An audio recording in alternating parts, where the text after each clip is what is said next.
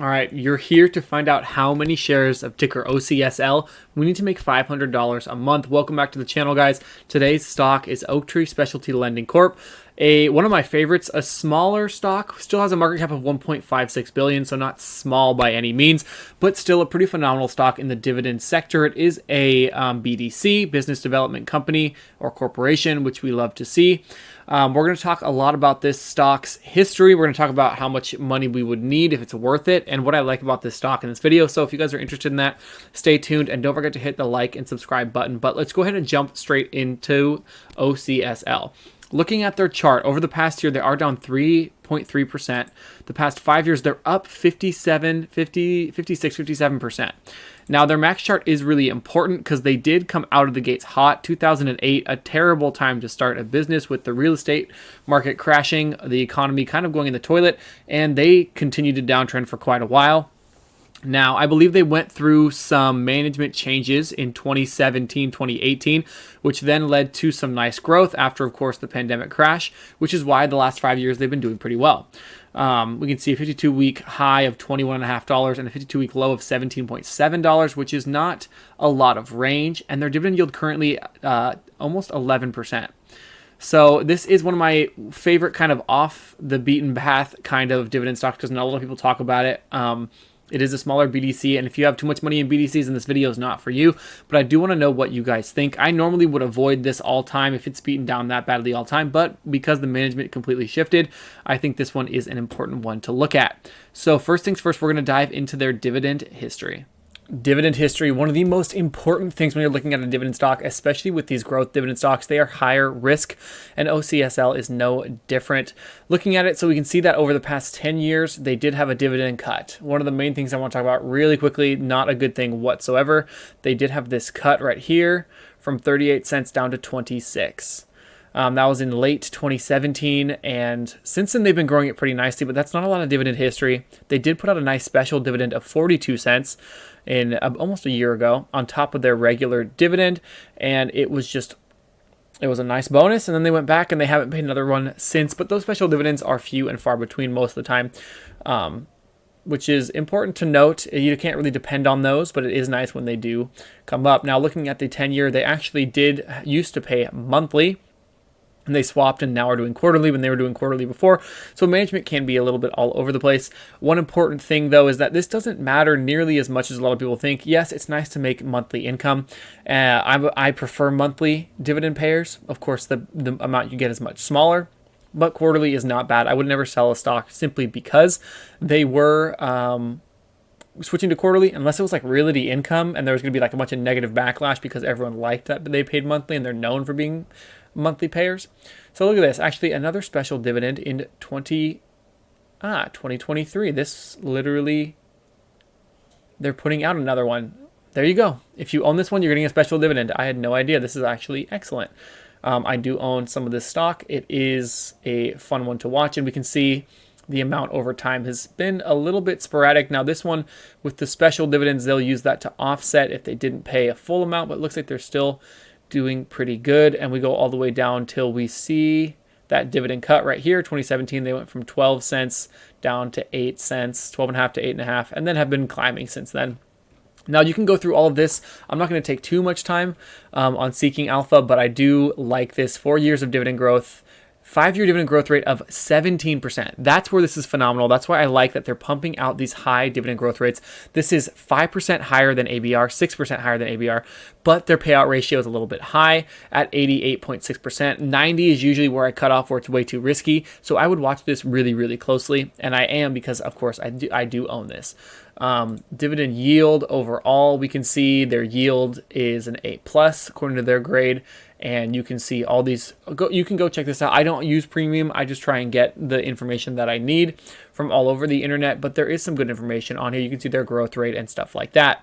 So their 3-year compound annual growth rate, that's CAGR, is 30%, which is insane. Their 5 years a little bit lower. So what this means is that they've been kicking up the growth the past 2 years. So they've really, past 3 years, they've been focusing growth, which I really like to see. So now what we're going to do is we're going to jump in and look at their financials on their website. You guys can use this. I don't know if you know this, but this is a free tool that all these investment websites, every stock has an investment portfolio or portfolio page on their website for you to go look at the investments yourself. So now let's go check those out. We are on the portfolio page of oaktreespecialtylending.com. So you can see just a quick glimpse of their portfolio, and then we'll look at the investor information. Really important, first lien debt versus second lien debt. What this means is first lien debt is better. It is safer. Second lien debt is a little bit less secured. And then you have unsecured, which is worse than second lien debt. So overall portfolio composition looks pretty good, pretty healthy, 76% in this first lien. It's a little bit low, to be honest. Normally you'd want like 80, 90% first lien. But if you trust in the company's ability to choose where their investments are going, then you should be set. So investments at fair value, 2.9 billion, huge because again, the market cap is 1.56 billion. Portfolio companies 143, weighted average yield on debt investments 12.7%. So this is really important because they're making a ton of money. They're making almost a 13% yield on average for their debt investments. That is insane. Now, with businesses, it usually is a bit of a higher yield because it's a lot higher risk for them. But all in all, there's no complaints about that. If I could make 13% over and over, that would be insane. Okay, a huge thing with Oaktree Specialty Lending. Huge. Take note of this. They have high rates of floating rate loans versus fixed rate. If you ever buy something, I recommend fixed rate. I'm not a financial advisor. That's not financial advice, but that's what I would recommend. If you don't know the difference, floating rate means that as interest rates change over time, your rate will follow the trend. Floating rates can be great if there's a downtrend in interest rates. We are not seeing that right now. We're seeing remarkable increases in rates. 7, 8, 9%. Credit cards are all the way up. It's just insane the amount you can get on a rate. But when it comes to the fixed rate, they have 14%. So the floating rate, they are making more money. They're making more money now than they have been in the past few years, just on the debt alone. I shouldn't say more money, higher percentage on that money. Really, really important to note that because it is really good. But if this starts to downtrend, let's say they continue to lower rates, they're cutting rates, we may see a bit of a downtrend in this stock, in the price, because they're not going to be making as much money. But still, for now, insane. They've been making a good amount of money, and I think that they are going to continue. And I don't think rates are going to be dropping much. So let's take a look. So where their investments are: software, specialty retail, real estate management, financial services, professional services, healthcare, biotech. Very STEM-based. I mean, you have real estate as well, but really STEM-based. You've got a lot of sciences, engineering type stuff. You do have some retail, and you have healthcare, professional services. I don't even know what that is. Biotech, chemicals, machinery. A lot goes into this. So if you want to dig more into this, one thing that I really, really like is they're super diversified except for software. And I think software is one of the best things you can be invested in. I think if I could go back to school, I would do something in software engineering, something like that, because it's just crazy that there's so much money to be made and it is a booming industry. So I like that software is a bit bigger than everything else. So real quick, we can look through their investors page. They will give a bunch of stuff. They even have their dividend histories and stuff like that, analyst coverage. I'm always curious to see what analysts say, but okay, so they're just covering it. They don't actually say exactly what. But you can see their press releases, and then you can also see they'll have their investor presentation. We'll take a few. I honestly have not read this one for a while. Look at that. Assets under management, they are growing. Global presence, a lot of good stuff. To me, this is a highly speculative but solid growth stock. When I'm looking at this and I'm seeing exactly in billions how many assets they have under management, it is insane. They have 183 billion historical assets under management. So no complaints there. Strong emphasis on credit strategies. A lot with this company. You can go through and read all of this stuff, how they do things. It's good to get familiarized with this kind of stuff and the management team. I always like to see 2017. So this guy was new, a couple new, couple old, but a lot changed during that time, and there's a lot on here, but I'm not going to go all the way into it. Next, we're going to talk about the drip calculation. We are jumping straight into it. I don't know why I did that, but it just felt right. So OCSL, we're on dividendchannel.com using their drip calculator, and we are going to chart it if 10K was invested. So with OCSL, if you had 10K invested, and this is going to go to 2008 when the company was started, it's really ugly in the beginning, and then you see some insane growth over the last couple of years. So this is why I like this company a lot. I have already seen a lot of growth with it, and I think we will continue to. And when you have those dividends reinvested, especially after a period of insane growth, we can see that they would have, the $10,000 would have been worth $15,600 without dividends reinvested, and with dividends reinvested, you have a whole 10K more, almost 11K more, where you're at $26,400 overall. Insane. Definitely something to take note with these kind of stocks. With these growth stocks, dividends reinvested is risky, but also you are still having a high return on that money. So with that being said, let's calculate exactly how much we would need to make our money back. And look at the average return too, really important. Total return 164%, total return 56%, averaging 6.5% and averaging 3%. So with dividends reinvested, you're doing pretty well. So we're going to actually jump back over here. We're going to pull up our calculator, and we are going to figure out what it would cost to make $500 a month. So I do 500 because I pay 500 on my car payment every month. And so I like to imagine owning enough of a stock to where the dividend payment would actually cover my car payment. So we can see it's at a 10.88% dividend yield. So we are going to do 0.1088. And let's do like rough math. So we know it's 11%. So I don't know if you guys are math buffs, but 11%. So we can imagine if we're going to multiply it by, we want to make $6,000 a year.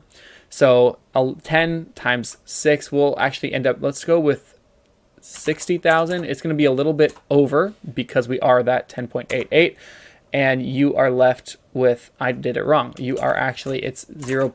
I don't know how I got the extra 0 in there. 1088 times that 60,000. It's because I said I was a math buff, guys. So we're a little bit over. So let's actually clear this, and we're going to do 0.1088 times, let's do 55,000.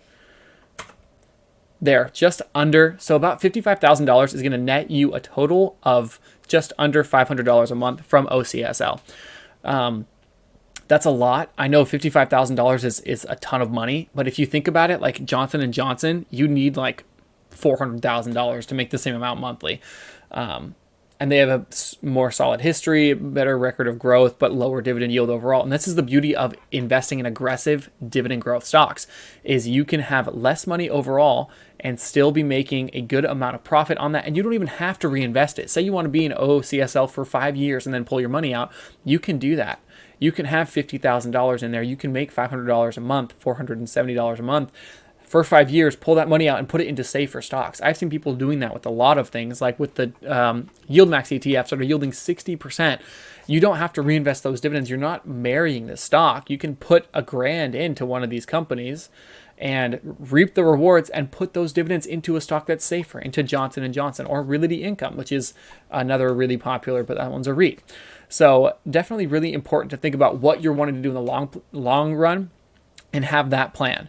So the total number of shares that we would be able to purchase, let's see, with 55, we're going to divide that by 20.22, and you have 2,720 shares, which is a lot.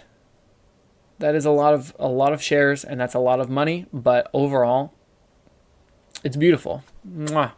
This is definitely one of my favorite up-and-coming stocks. Still really high risk, and this is not financial advice, so take it as you will.